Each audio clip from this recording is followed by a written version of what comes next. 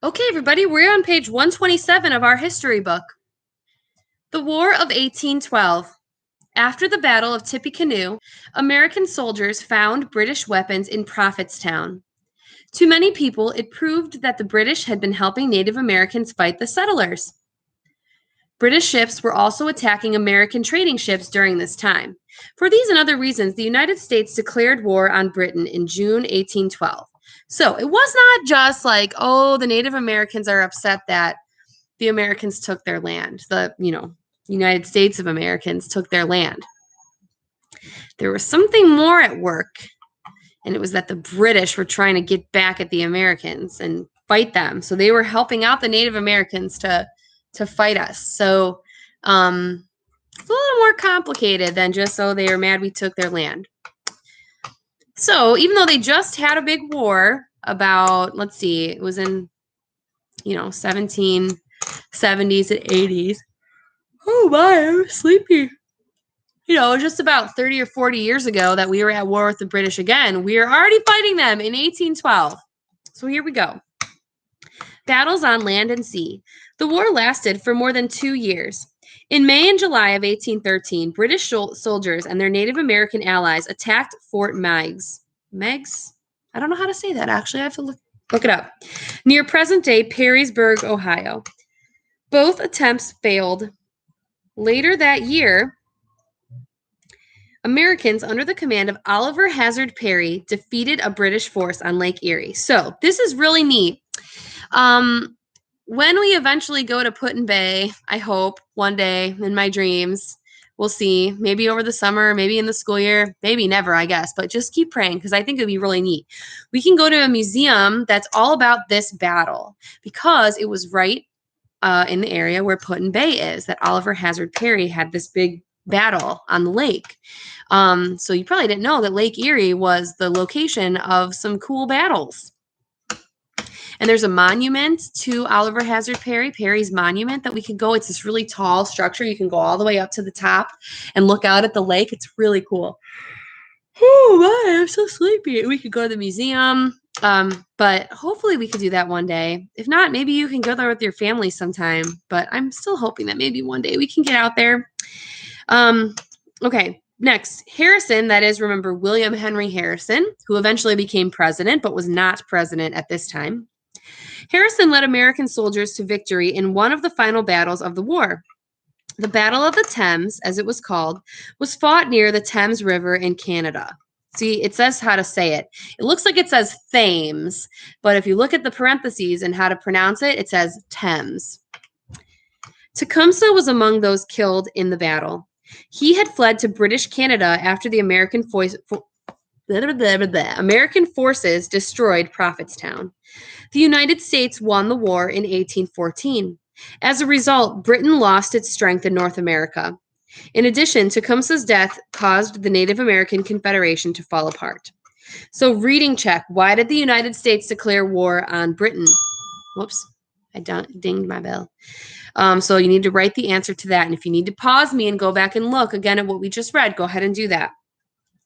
So, fast fact. On September 10th, 1813, Oliver Hazard Perry commanded a few American ships in what seemed like a hopeless fight on Lake Erie. However, the Americans unexpectedly won against a more powerful British force. At 28 years old, Perry became a national hero. So actually, the story's pretty crazy. And if you go to the museum in Put-in-Bay, you'll learn about it. He was just like this young guy. He didn't that much know what to do. And they're like, well, we don't have anybody else, so you're in charge now, so you fight this war. And he's like, okay, I guess so. And he ended up winning this great battle. So kept the British from taking us back over again.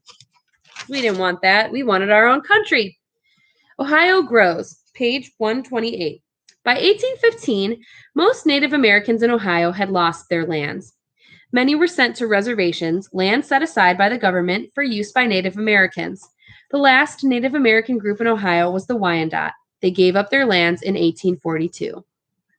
Now, we can think about that, just because our ancestors did some things doesn't mean they were always good things. So sometimes the Native Americans were not good neighbors, and they were fighting and killing people that were innocent. Sometimes the Americans took land that wasn't theirs.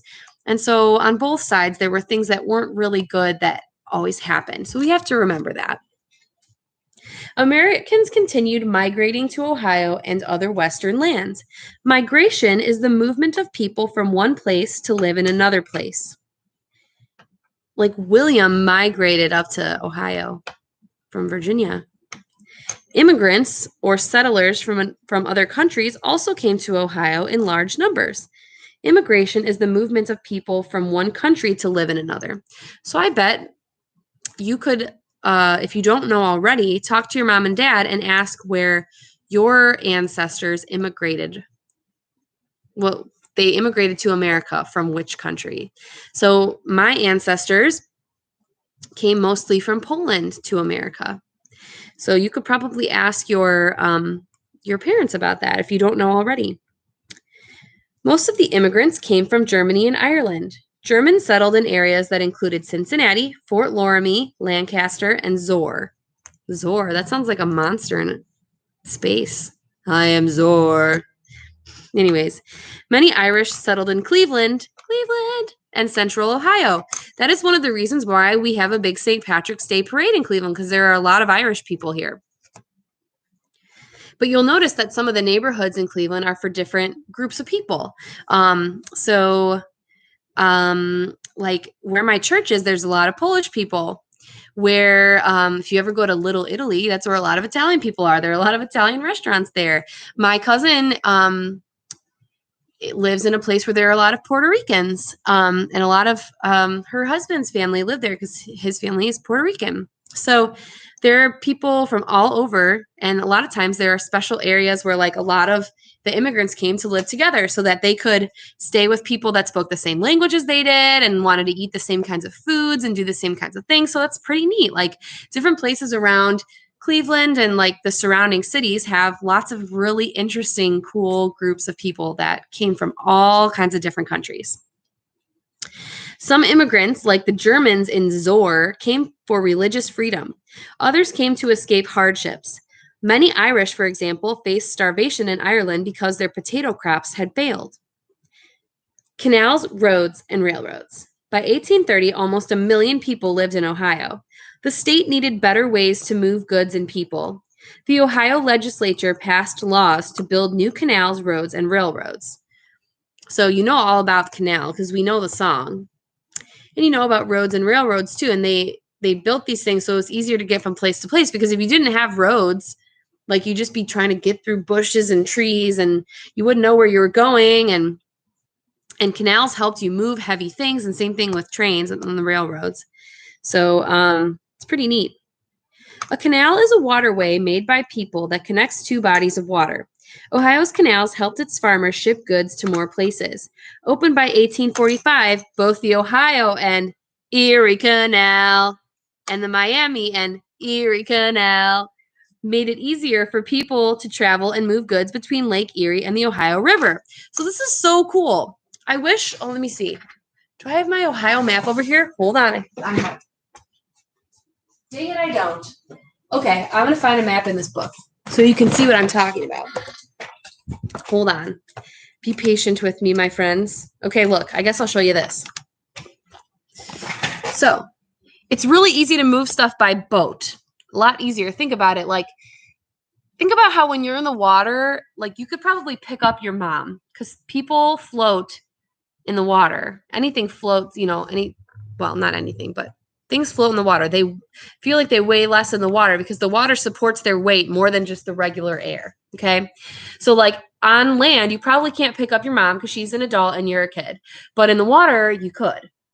And so transporting heavy things by boat is a pretty good idea because, think about like, if you just had to have like something on a cart and like horses were pulling it or something, it'd be like super heavy. Say I wanted to transport a bunch of logs. That'd be really heavy. You'd probably need a lot of horses. If you put it all on a boat and just float it, then it's easier. And on the canal, the donkey or whatever or the mule can walk alongside the canal and pull the heavy things on the boat. And it's not as hard as if it was like on wheels and it was pulling it on the land. It'd be so much heavier. So what they did was to move things across the state, if they got it on Lake Erie, they made a canal to cut down. Now, down here is the Ohio River. If they made a canal to cut across the state, they could get it to the river and it could stay on water the whole time. And then it's a lot easier to move. So this is a pretty smart idea before they had cars and stuff like that, to just cut a big ditch all the way down the state and get it to the river so that you can keep it moving around wherever you want it to go. And actually, you can get to Lake Erie from the ocean. I'm going to show you something else. It's pretty cool. If I can find a good map.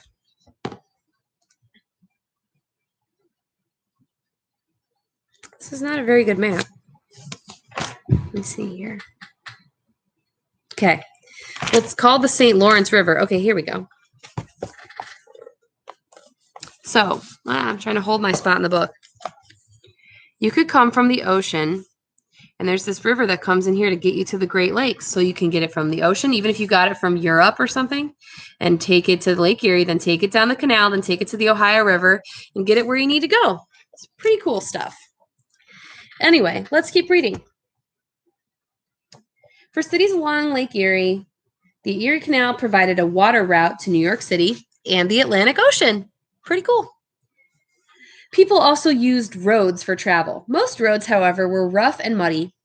In 1815, a smoother and more level road was started in Cumberland, Maryland. The National Road, as it was called, eventually stretched through Ohio and into Illinois. In 1836, the Erie and Kalamazoo Railroad opened. It connected Ohio and Michigan. By the 1850s, railroad tracks crossed the entire state. Many immigrants found work building the new canals, roads, and railroads. So reading check, this is another one you have to write down.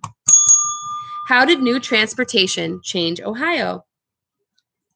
So, transportation in Ohio, we can look at these pictures. Illustration, during the 1800s, thousands of miles of railroads, roads, and canals were built in Ohio. How did new transportation change traveling in Ohio? Instead of just having to walk or ride your horse or whatever, what could you now do? So look, you see them making the railroads there with the railroad ties, putting the rails there and the markers that showed where you were. And here's the stones for the canal edges, and here's all the people making the roads and stuff in the canal boat. That's cool. Okay, so you also need to do, here, we will read the summary. Ohio became a state in 1803. Native Americans continued to fight settlers until after the War of 1812. People came to Ohio in large numbers during the early 1800s. New canals, roads, and railroads were built to help the state grow. So that's a summary of what we just read. That's a pretty good summary. Kind of reminds us of all the things we learned. So the review questions you have to do are 1, 3, and 4, and make sure you use complete sentences. And that is all for history today.